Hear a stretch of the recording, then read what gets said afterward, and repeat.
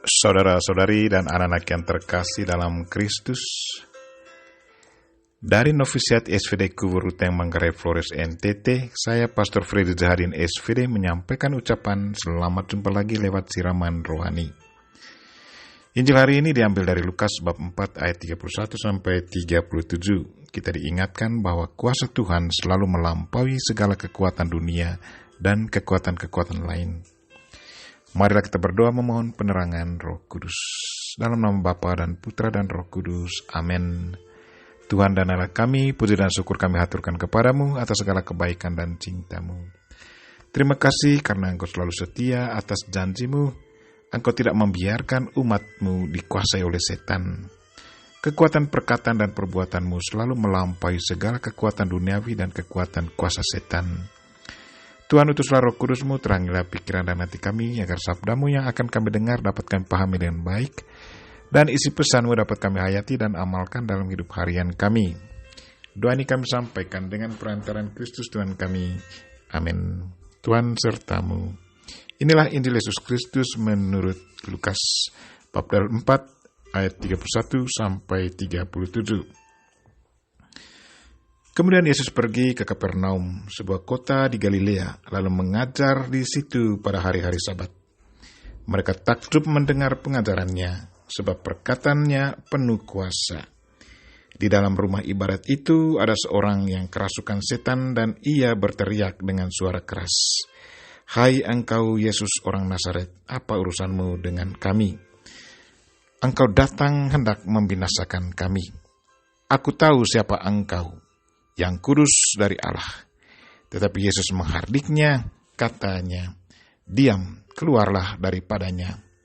Dan setan itu pun menghempaskan orang itu ke tengah-tengah orang banyak, lalu keluar daripadanya, dan sama sekali tidak menyakitinya. Dan semua orang takjub, lalu berkata seorang kepada yang lain, katanya, "Alangkah hebatnya perkataan ini. Sebab dengan penuh wibawa dan kuasa, ia memberi perintah kepada roh-roh jahat, dan mereka pun keluar. Dan tersebarlah berita tentang dia kemana-mana di daerah itu." Demikianlah Injil Tuhan. Terpujilah Kristus. Saudara-saudari dan anak-anak yang terkasih dalam Kristus, tema renungan kita hari ini ialah kekuatan kuasa Tuhan melampaui segala kekuatan lain. Hari ini Yesus tunjukkan kepada kita bagaimana kata dan perbuatannya sungguh sepadan dalam hidupnya. Ia sungguh mencintai manusia, secara khusus mereka yang dikuasai oleh roh-roh jahat dan menjauh dari Tuhan. Yesus sungguh sadar akan tugas perutusannya, yaitu menyelamatkan manusia dari kuasa setan. Sadar akan tugasnya, ia tidak akan membiarkan orang yang dikuasai oleh setan. Dibiarkannya saja.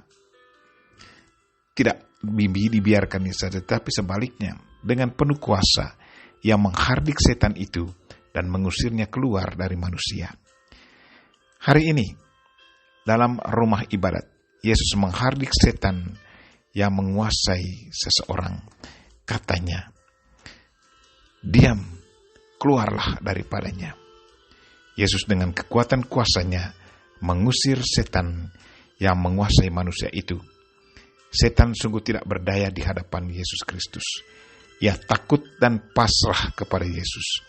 Kekuatan setan sungguh tak seberapa dibandingkan dengan kekuatan Yesus Kristus.